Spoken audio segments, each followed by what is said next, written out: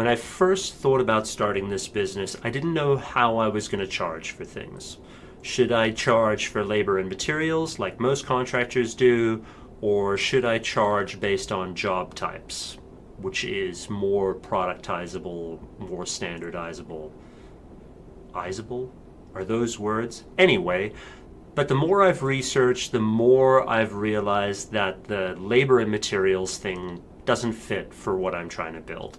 So instead, I've started making a list of the main job types that I think I'll actually be called for, and today I'm going to walk you through them, why I'm doing them, and why I think it's good for this business to do it. Hey, I'm Mark. I'm building a garage door business completely from scratch in public, and my goal is to see if I can turn this into a $1 million company in the first 6 months of operations starting in January 2026. And every episode, I'm sharing what I'm doing, the real numbers, and what I'm learning along the way. Okay, let's talk about job types, why I'm choosing this approach instead of labor and materials, and what kind of calls I think I'll actually be handling along the way.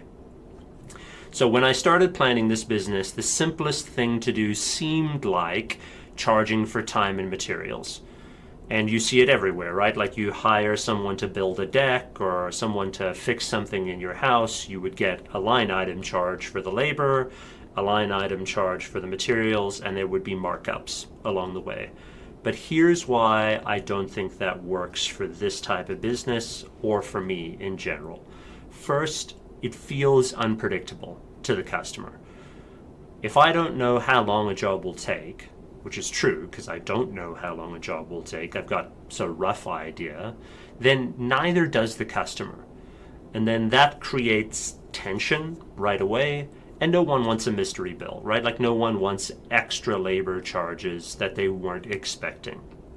Secondly, it caps the growth of the business. If the function of scale is based on the labor, which it really is, because you can really only add on cost more for labor or for materials, that means that really the only way to scale that business and make more money is to work longer hours or raise the labor rate.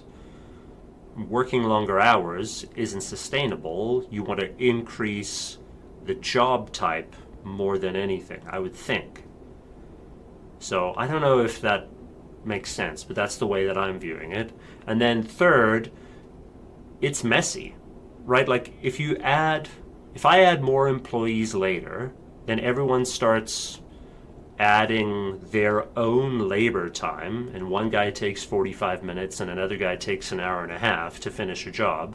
It's going to get inconsistent super fast. So I've started thinking in terms of job types, like define jobs, clear expectations, something that I can package and standardize, which is going to give the customer peace of mind, and it gives me a way to compare which jobs are really driving profit once I've been at it for a while.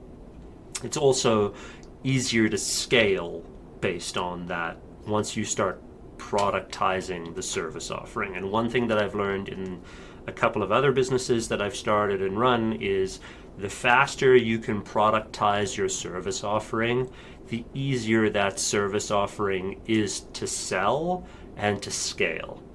So that's the way I'm thinking of it. Now, I've broken this out based on common job types, bigger jobs, and what I'm calling wildcards for now. And I'm going to get a little bit fancy here. Let's see if this overhead camera works. So I'm going to draw out for you what I think the common job types are, and then I'm going to talk about each one of them. So I'm talking about common jobs. I'm talking about bigger jobs. I know, I could be categorizing these words a lot better. And then wild card jobs. Let's see if I can make this make sense. Okay, so for common jobs, spring replacement is the number one thing. It's sort of like the bread and butter of this industry, basically the lifeblood of the industry.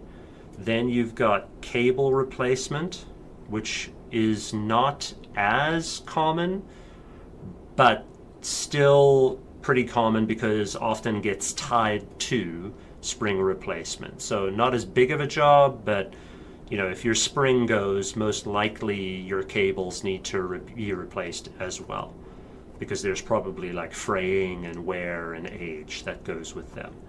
Then there's roller replacement. It's quick, it's lower ticket, but it's important for safety and smooth operation. Then there's drum replacement. So more niche, but part of the system. And then track repair and track adjustment. These can be messy and time consuming from what I've read, but they come up. So these jobs on their own, they don't look huge, but as job types, they're predictable, they're repeatable, and if I can package these properly, especially with like a good, better, best type pricing strategy and selling strategy, they'll build consistency, which will make it easier to sell and easier to scale, which is sort of way easier than just quoting labor plus material plus parts every single time. Okay. Then comes the bigger jobs. So bigger jobs are opener, installation, and repairs. These are, let's just say it's a bigger ticket item. Lots of homeowners want new tech. They need the opener fixed. Maybe they want to add a camera on. Maybe they want their opener to operate via Wi-Fi with an app. There could be a number of things that's included in this. Then there's panel replacement.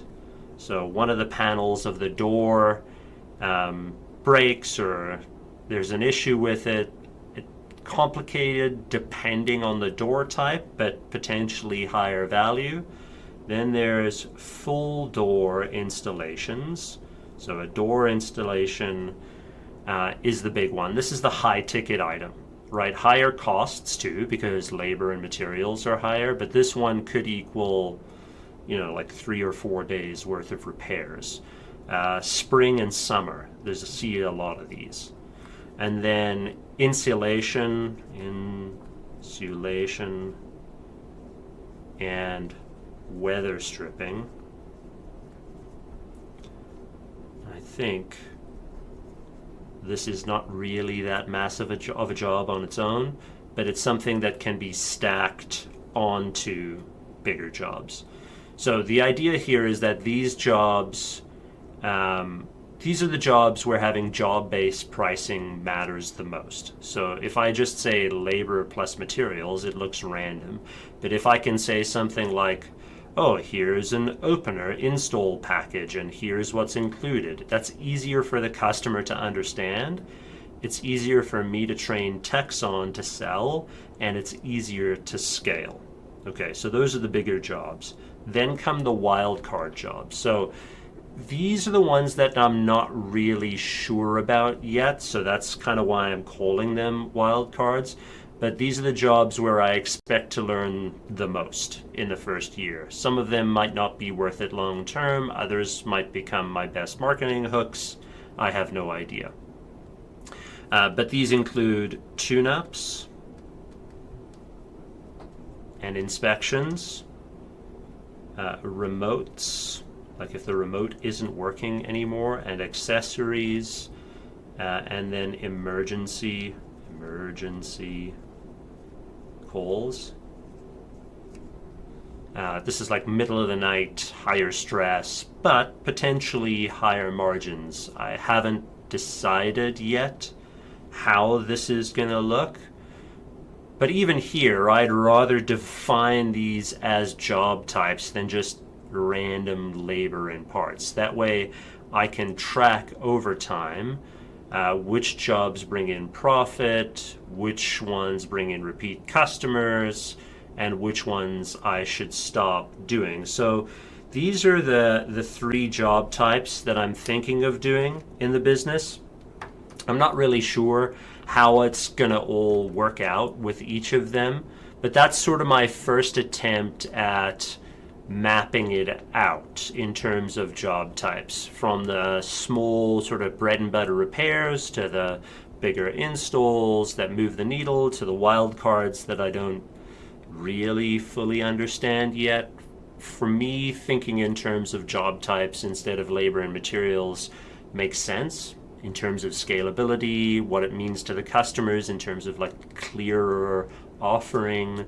It's easier to scale. It gives me a framework to figure out pricing and costs and inventory, because you can figure out pricing and costs and inventory based on job type instead of just randomly kind of guessing. But I'd love to hear from you. If you've been in this business before, or you've been in home services before, did I miss anything? Did I miss a common garage door job? Are there ones that you think I should prepare for that aren't on my radar yet? So drop them in the comments. In the next episode, I'm planning on taking this list and then figuring out pricing. So how am I thinking about what to actually charge for each job, and where I think I'll land compared to the competition. Subscribe if you want to see whether I can turn this thing into a $1 million company in 6 months starting January 2026. Either way, you're going to see whether or not I fail right here. Thank you so much for watching. I sincerely appreciate it. Have a great day.